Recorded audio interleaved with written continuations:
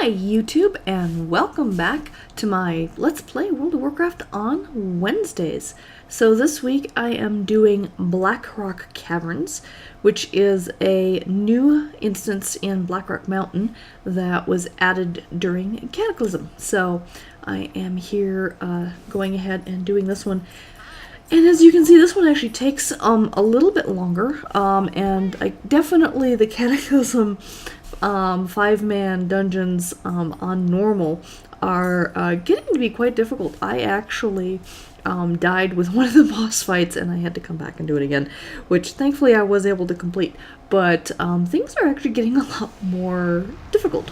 And I'm obviously not going to be able to do the Mists of Pandaria dungeons, and obviously I'm not going to be doing any of the Cataclysm raids either. So just as a heads up, I think after this one there might be about 5 other 5-man dungeons available for me to do, and then I think that's about it. Then I think I kind of run out of things to do.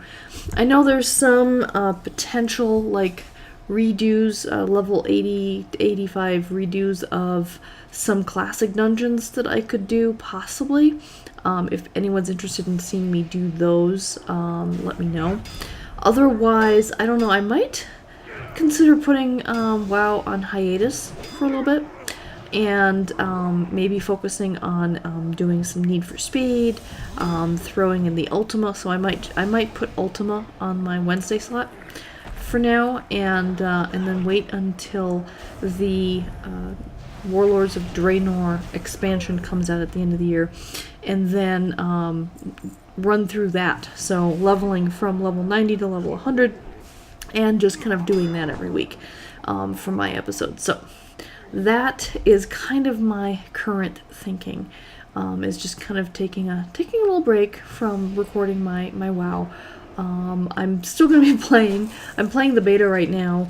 I don't think I'm allowed to record the beta. I know a lot of people have been posting videos of the beta on YouTube, and I don't know if they've gotten special permission or whatever, but I know that there's like a terms of service with the betas and things, so I've decided not to risk my channel by trying to post beta footage without permission, which I don't currently have permission for, so I'm just going to take a little break.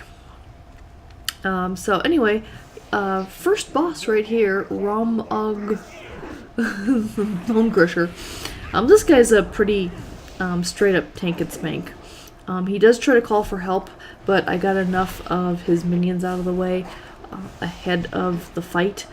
He does kind of run off, and thankfully I'm still high enough level to not aggro this guy. Like, this Twilight Torturer just walks right close by me, and I never aggro him for whatever reason, so I'm still able to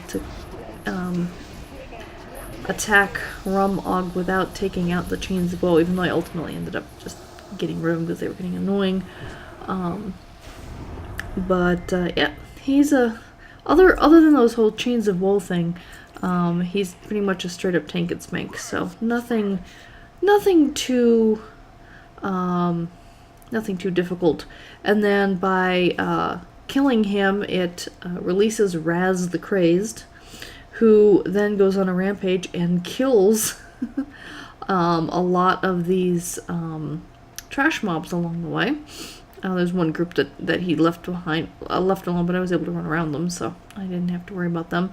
And he's also getting rid of these Twilight Zealots, which are a little bit harder to take on. You can take them on one at a time, and they still do quite a bit of damage, but they're doable. If you have to fight more than one at a time, they actually do enough damage that they can kill you, and you'll see with the next boss fight why that can be a problem. So he then jumps down, and there's another platform over there, and so he kind of kills a bunch of Twilight guys over there. And I was looking to see if I needed to jump after him. I'm like, no, I don't think so. I think I'm going to continue going forward. But he saved me a heck of a lot of time there. Kind of like getting a little help with these runs. So we've got some more things here. The lore behind this place, I think, apparently is that, oh gosh, you know, again, me and the names. the main antagonist in Cataclysm, the big dragon that causes all of the havoc in Azeroth and everything. I think supposedly he carved out these caverns under Blackrock Mountain, and the Twilight cult has been using them to transport stuff in and out of the mountain and things. Apparently that's part of the lore. Is it? I was going to say Death Knight, but no, that Death Knight's not right. That's a class. I don't remember the name of that stupid dragon that caused the cataclysm, but you know who I'm talking about. Forgive my poor middle-aged brain on that front. Yep, and there's a Twilight Zealot. The evolved Twilight Zealots. These are the little mini Twilight Zealots, and they're easy enough to take out. It's the evolved Twilight Zealots that are, and they're kind of a dragonkin type race or species or whatever you want to call them. And they, like I said, they pack a punch. You can take them on one at a time at level 90, but more than one at a time, and they actually can take you down pretty quickly. So keep that in mind if you ever try to solo this at 90. I'm sure this is going to be like, cakewalk at level 100. And if you guys want a little trivia, little bits and pieces from the beta, here, see how much he's hurt me? Like, he took out half my life already. So, like I said, they pack a punch, and two or more, yeah, I'm not gonna survive that very much. But anyway, from the beta, a couple of things. I know one of the big things that's gonna happen is they're gonna squish our stats. That's what they're called. They're literally calling it squishing our stats. So I forget how much life and mana my character has now, but let's say I have 300,000 life.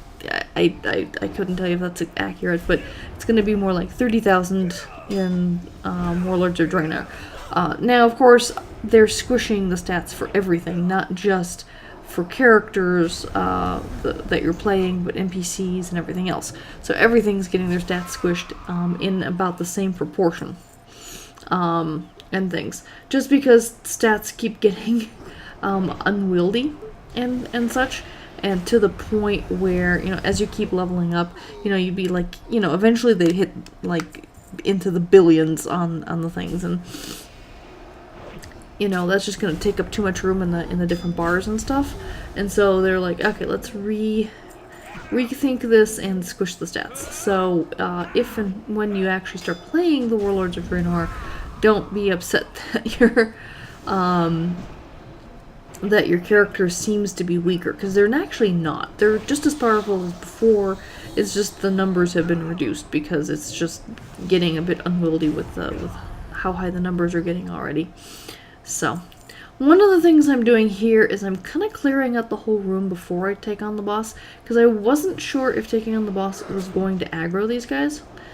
Sometimes it does, sometimes it doesn't, and I didn't want to take the chance, so I thought, let's just clear the whole room, just get rid of everyone, and then we can take on the boss, and I'm not going to worry, too much about that.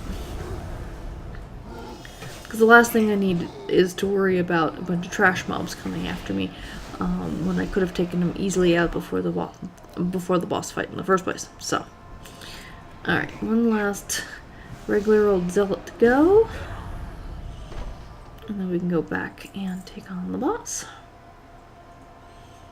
So I'm just making sure I have full health and everything. Alright, there we go. Notice that I'm wearing a underwater helm for some reason. Not sure why. I am in Deepholm, but no, I'm not. I'm in Blackrock Caverns. Deepholm's next week. Never mind. But not sure. Okay, so we're going after Corla, and she has a couple of normal zealots next to her.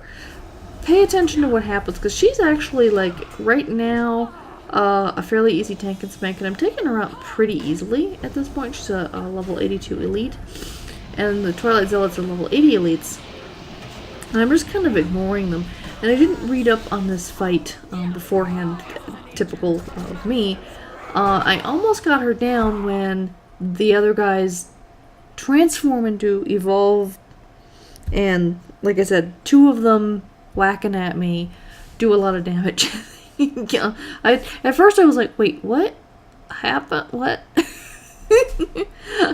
you can see I'm like this paused, stunned silence for a second here. I'm like, okay, what did just happen there? Anywho, so now I'm like, okay, come back, res, run back to the thing. And of course, here we go. There, I'm coming back now. So I've read up on this fight now, and apparently you saw that there were purple beams hitting these guys. Well, that's what eventually transforms them, and they can't be damaged. I try it first, but they can't be damaged because they have shields on. So I need to, basically the strategy normally is if you have a 5-man is you have 2 people blocking that purple beam for as long as you can, because it stacks a damage thing. So you have to like, you block it and then you get out of the way for a while and then you block it again. But you can prevent these guys from evolving. Well, I'm by myself, so I can't prevent both of them from evolving.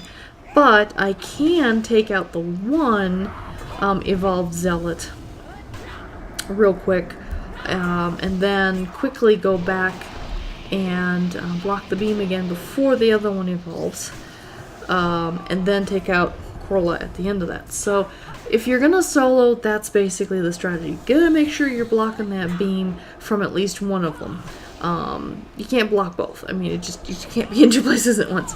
But if you block the beam from one of them, then you're golden. As long as you have the power to take out the one evolved while also dealing with the boss at the same time. But dealing with the boss and the 2, just not gonna happen. And I was looking here at the poor dead dragon up there. All right, so we have 1 evolved zealot over here that I'm gonna take out. So I'm gonna take him out. Initially, see, boom, he has some kind of a hit that takes out like more than half my health. Thankfully, I'm able to take him down pretty quickly, but it's just like bam, just suck my health, why don't you?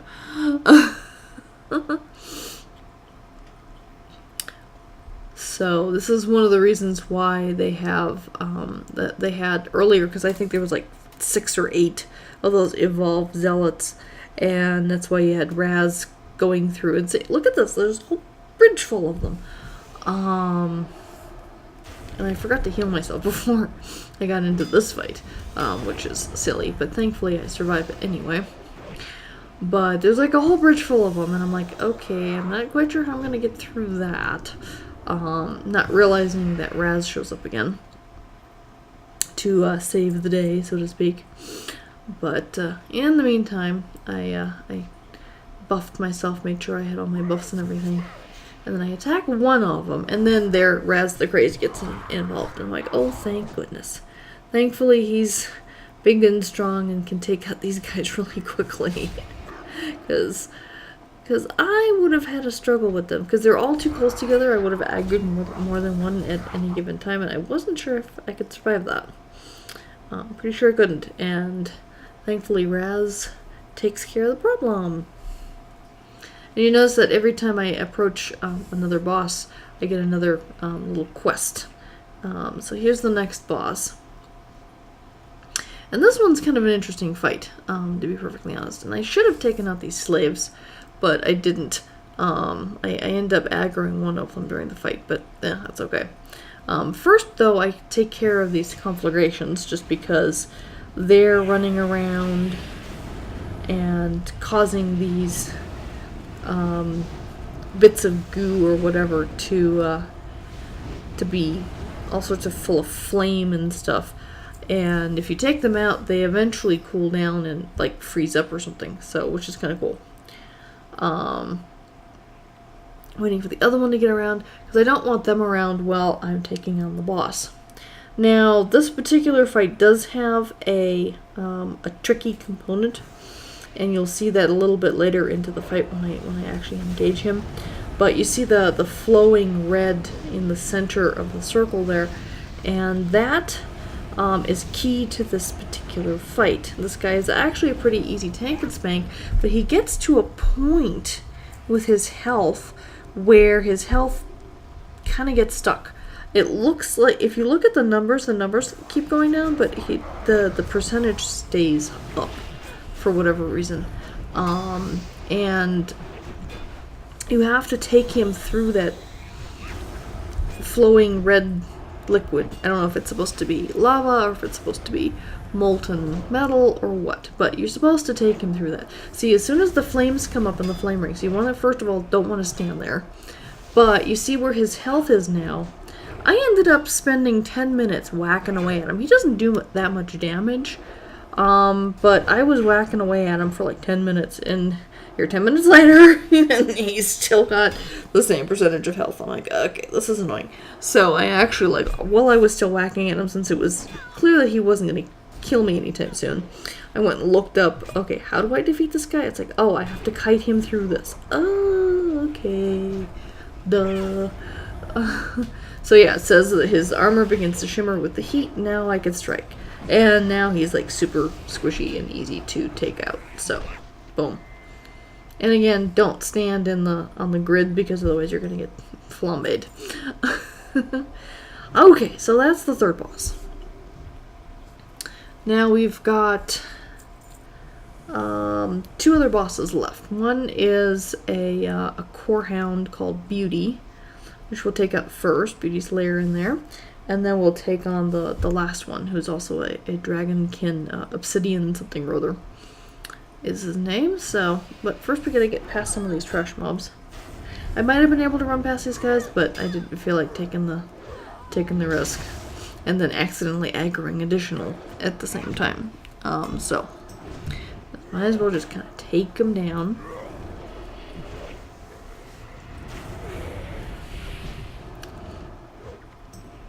But yeah, these are actually getting to be a bit challenging, as you can see. For a level 90, the Cataclysm 5-mans are, and I'm on normal. I don't even know if I could handle this on heroic, to be perfectly honest. Yeah, I could pick up better loot, but the better loot's just gonna be money for me at this point. I mean, it's not gonna be loot that I can use. It's not gonna be gear that I can use. So, at this point, it's not worth it for me to switch to heroic again. So, never mind. But, regardless, it's kind of fun because I actually, during Cataclysm, I actually never ran any of these dungeons. So, I'm not familiar with any of the Cataclysm dungeons or raids or anything. Completely new content for me. And this entire series has been kind of leading up to this entire thing in the first place. It's like, you know, getting me into content that I hadn't played. There were a couple of ones from the Wrath of the Lich King I hadn't done either, but I'd done most of them, at least once. Whereas here, this one I hadn't done at all. Okay, so here's the core hound. First we gotta take care of her kids. So I'm taking out Spot now. There's a total of 4 of them, but there's one in the back, and you can kind of ignore him entirely.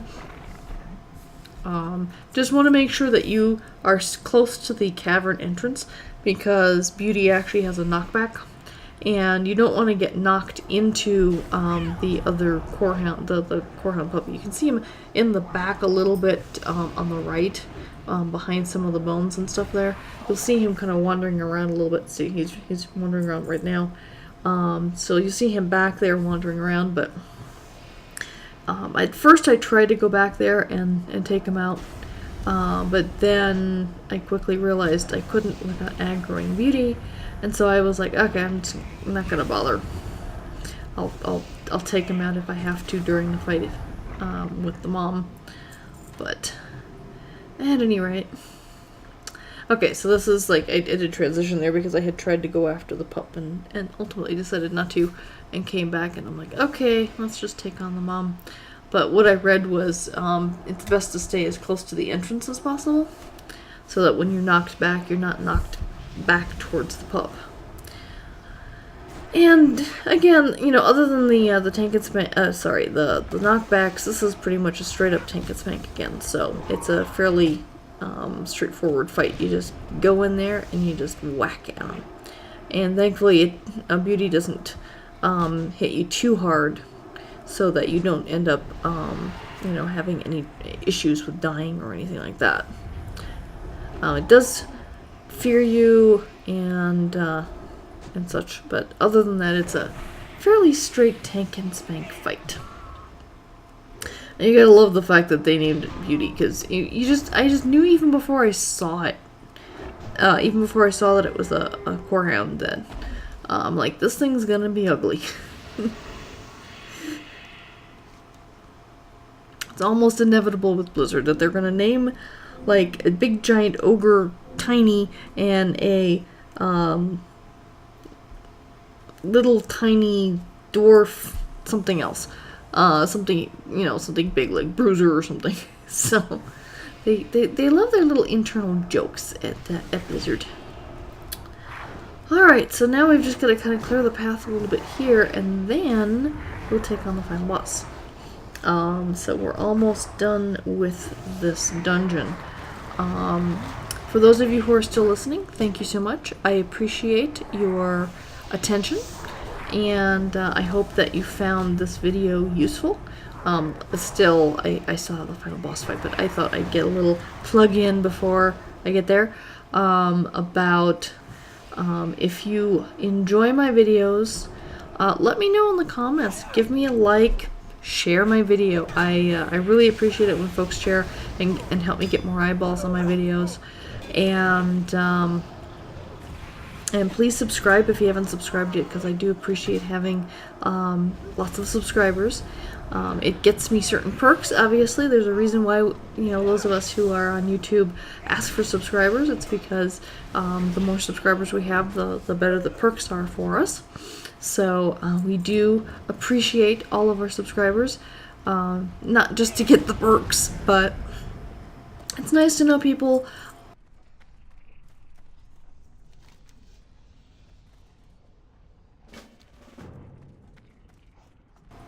Sorry about that. I just had to mute that out for a second because I had a little bit of a coughing fit. I'm not sure what brought that out. But anyway, oh yes, Raz comes in and helps with clearing out these all these other guys, and then finally poor Raz dies, and I'm left with the Ascendant Lord Obsidius. And basically it's him, and there's two shadows of Obsidius. You can't attack the shadows. I mean, you can, but you can't. They evade or whatever. They can't take on any. They can't take any damage. Here you can see absorb, because he switches places with the shadows. And I'm not paying attention here. I'm like, oh, you know, I should have, because you can't attack the darn shadows. So you just, when he does the switch, just switch back to him, basically. So that was kind of my bad that I didn't switch back to him right away. And now that I did, I'm like, okay, fine. So at 1/3 health, and I think at 2/3 health, he goes and he switches with one of his shadows, and just switch right back to him. There's no waiting period that requires you to have to whack on the shadows at all. So you might as well keep whacking at him, because you can't do anything to the shadows. Alright, so that's pretty much it. Thank you so much for watching. Again, I do appreciate everyone who subscribes and everyone who listens all the way through. If you have questions, concerns, comments, etc., things you'd like to see me game, let me know in the comments below. And until next time, take care. Bye-bye.